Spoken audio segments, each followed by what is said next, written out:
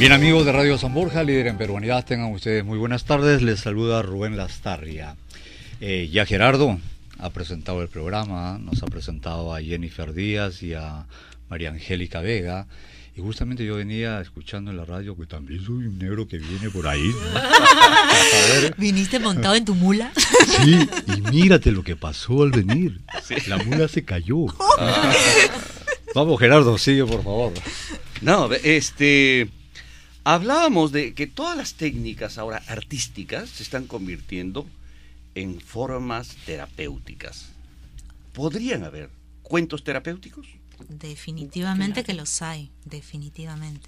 Es que en sí el simplemente hecho de que tú narres y alguien te escucha, puede estar tocando la misma historia, ya que la historia es una protagonista, puede tocarte en uno de los puntos más sensibles de tu vida y puede limpiar muchas veces todo lo que está, toda la carga emocional que tienes, ¿no? Un cuento es sanador, de hecho que sí. Yo siempre he creído que los cuentos son lo más subversivo que hay, porque entran a las fibras más delicadas del ser humano y dejan una semilla que tarde o temprano germinará. Y una pregunta, ¿qué diferencia podríamos encontrar entre leer un libro a una persona o leer un libro en un auditorio y narrar algo? Uy, muchísimas. Primero que todo lo que está escrito está hecho para ser leído, ¿verdad? Uh-huh. Pero no necesariamente un narrador te va a contar un cuento que ha leído. Lo puede haber escuchado también vía oral. Y eso es lo más rico, es cuando tú cuentas una historia que te han contado y que no la has leído. Es verdad que quienes estamos en esto profesionalmente vamos a indagar y buscar, a ver eso que yo escuché aquí o allá, qué versiones hay, y tomas de todo lo que puedas informarte y leer tu propia versión, ¿no? Sacas una versión. Pero esa versión tienes que haberla contado muchas otras veces, tienes que haberla hecho oral, tienes que haber dejado el texto que ha sido escrito para ser leído y llevado a la oralidad.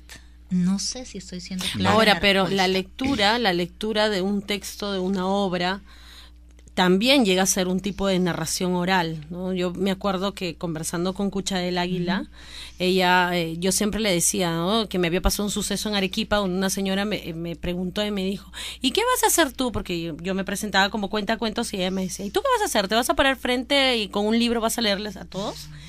Y yo me reí y yo dije, oh, qué ofensa, qué terrible, pero yo conversando con ella, con Cucha, me explicaba el hecho de que eso es una narración oral válida, solo que no la enfrascamos en nuestra línea, ¿no? En nuestra línea de narración oral escénica. Por eso es que integras esta frase acá, ¿no? Esta palabra, para aclarar bien qué es lo que tú haces arriba, ¿no? Cuentas una historia escénicamente con todo lo que conlleva esta palabra. Tal vez para aclarar un poco más a nuestros oyentes, podría decirse que una narración de cuentos es como aprenderse un libreto de una obra de teatro, poner tu propia creación del personaje y empezar a interpretarla hacia la audiencia. No. ¿Por qué? Porque no necesariamente tenemos que aprender el cuento. Tenemos que saber definitivamente no es la anécdota, la trama tampoco, es la historia. El tema, el argumento. El argumento, eso es lo preciso. Es decir, ¿qué pasa? Pero si el rey se llama Arturo, pero en el otro día te olvidaste de que se llama Arturo, da lo mismo, es rey. Y se puede llamar Juan, Pedro. Entonces en el teatro no, pues el rey tiene que llamarse como tal, por poner un ejemplo muy simple. Pero además, el público, y ahí voy donde desaparece la cuarta pared de lo que hablábamos al inicio, puede preguntarte sobre ese rey durante la contada. El público puede participar de alguna otra manera o sonar los celulares. Normalmente en el teatro se sigue, ¿no? Bueno, no pero ahora nada. Nosotros estamos también con la ley de que eso no ocurra, ¿no? Pero el narrador tiene que integrar absolutamente todo lo que pasa en el presente. Todo. Y además tiene que estar improvisando. Vivo, porque está contando, no importa, perdón, ahorita te respondo eso, no importa si está contando una historia que sucedió hace 1000 años, pero como la está contando en el ahora, todo lo que pasa ahora no puede dejarse de lado. La historia pasó hace 1000 años, el celular es actual, sonó en el momento, hay que integrarlo a la historia que pasó hace 1000 años. Eso no pasa en el teatro. No, y haciendo un análisis de una lectura, cuando tú recoges este argumento, si tú quieres contar un cuento y tú le dices solamente lo que aparece en el argumento, a veces es muy importante tener en cuenta algunos símbolos que han sido colocados, sea por el narrador, que alguna vez te lo contó, o por el escritor. Hay puntos que tú ¿no? Claro, hay puntos que tú no puedes eliminar porque, bueno, y de pronto apareció una paloma. Bueno, mejor para mi historia quiero que sea un conejo, ¿no? Porque la paloma tiene simboliza algo, un significado, ¿no? Entonces, eso siempre se tiene que respetar. Por eso, cuando uno tiene un texto, en mi caso, pues yo trabajo mucho con literatura, ya que trabajo para una editorial, entonces siempre tengo que estar adaptando historias de literatura. Entonces, en ese lapso tengo que analizar todo el cuento, hacer una revisión y qué parte, mientras lo narro, no puede faltar. Tengo que contarla, no la puedo dejar simplemente de lado. Cuando ustedes comienzan, cuando tocan un tema específico de una obra X para narrarla y la hacen suya para empezar esa narración, ¿también agregan algo de su propia cosecha o van específicamente al argumento neto? También, en mi caso, yo agrego en el momento, sobre todo, según las circunstancias, según lo que pase. Por ejemplo, les voy a contar una historia bien bonita. Estaba con un público bastante especial en el Museo de Antropología, Arqueología e Historia y sentía que no me estaban haciendo caso. Y yo narro un cuento que se llama El Gallito Kikiriki, y el gallito Kikiriki es sumamente ostentoso, opulento, presumido, vanidoso. Por ende, miraba, y eso no estaba en el cuento, miraba de costado, ¿no? Y de pronto dije, no lo ensayé, en el momento dije, miraba, a ver, ¿cómo se dice cuando alguien mira así? ¿No? Entonces empezaron a responder a eso y a interesarse más. Y en ese momento yo dije, bueno, hay muchas maneras de decir, de costado, de lado, de reojo, que fueran las cosas que me respondían, y yo dije, no, como era presumido y vanidoso, mira de soslayo.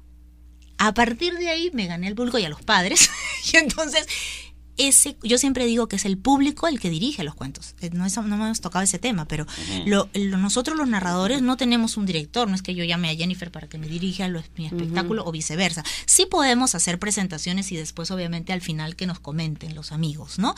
Y nos den sus opiniones o críticas. Pero a diferencia del teatro, la obra, la puesta en escena tiene un director. ¿Quién dirige los cuentos? Yo creo que el público. Pero y cuando van preparando el cuento, porque, por ejemplo, cuando van a tener una presentación, no es que ahorita se me ocurre, voy a hablar de esto. Imagino que hay todo un proceso para llegar a un producto final. ¿Cómo llegan al producto final? Bueno, dependiendo. Lo que me pasa a mí, sobre todo, es cuando trabajo con chicos de secundaria. Entonces, para trabajar una obra literaria y tengo que contárselas, yo siempre cojo situaciones y historias, situaciones que me han pasado, siempre para iniciar. Entonces, a través de eso, situaciones típicas de colegio, las cojo y siempre busco un punto para coger la historia. Se pegan más y los capto totalmente haciendo esto. Entonces, sí, previo a esto, voy analizando qué es lo que podría yo coger para poder trabajar con ellos, ¿no? O sea, un público adolescente. Y si no, también para el caso de niños.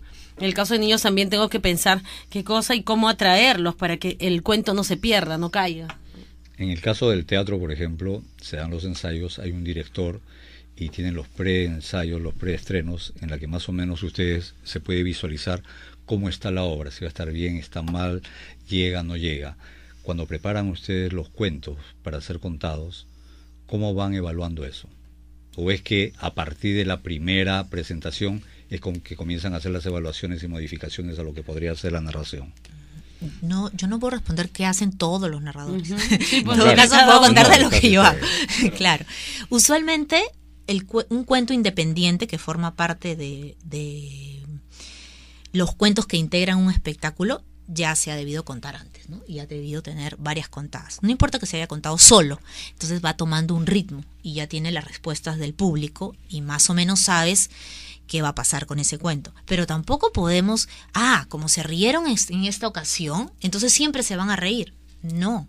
En el teatro suele pasar que se repiten esas respuestas.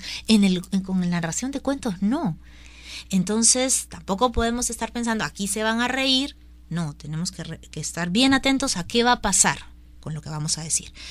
Luego, cuando ya tienes todos los cuentos listos, juntos y experimentados por separado, obviamente dependiendo, ¿no? En esta, por ejemplo, yo voy a hablar de cuentos a la olla. Como hay bailarines, como hay músicos, tengo que tener ensayos definitivamente, porque como no estoy sola en escena, ellos tienen que saber perfectamente cuáles son mis pausas, los pies, lo acordado previamente para entrar con los instrumentos musicales.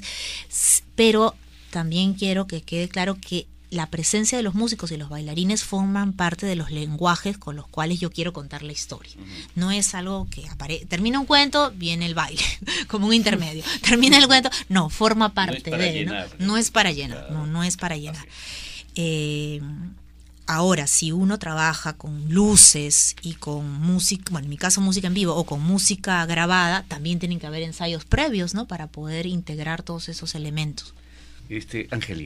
María Angélica, ¿vas a regalar unos pases para tu espectáculo? Claro que sí, a todas las personas que llamen.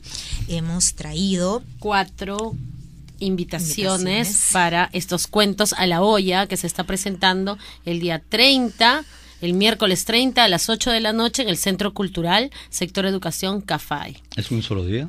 Es un solo día, pero con una propuesta infinita. Gracias por hacer esa pregunta, porque este es el día del estreno. Yo estoy feliz que Cafay me acoja, y además que sea el sector educación, porque como veníamos comentando ahora a través de tus preguntas, Gerardo, una de las primeras maneras de educar justamente ha sido la narración. Antiguamente la tribu terminaba el día, se sentaban alrededor del fuego y la persona de mayor edad, por ende con más sabiduría, contaba historias. Y yo creo que ese es el inicio de la educación, ¿no? Deberíamos continuarla. Entonces, y tenemos proyectos con Jennifer. Yo creo que también deberíamos continuar el programa conversando con ella, pero lamentablemente se nos ha agotado el tiempo con ellos. Queremos agradecer a Jennifer. Podríamos seguir contándole. A Angélica, por supuesto, y invitar a todo nuestro público oyente este día miércoles 30 de octubre a escuchar Cuentos a la olla en el Centro Cultural Cafay. Y no se olviden, para nuestros oyentes, que pueden hacer sus llamadas al 225-3344 y 224-2363, que nos acaban de obsequiar 4 entradas para las 4 primeras personas que llamen. Muchísimas gracias. Sí, dime. Para cualquier información sobre este espectáculo pueden ingresar a la página web www.tiempodecuentos.com. Bien, nos vamos a la pausa comercial y retornamos. Perfecto.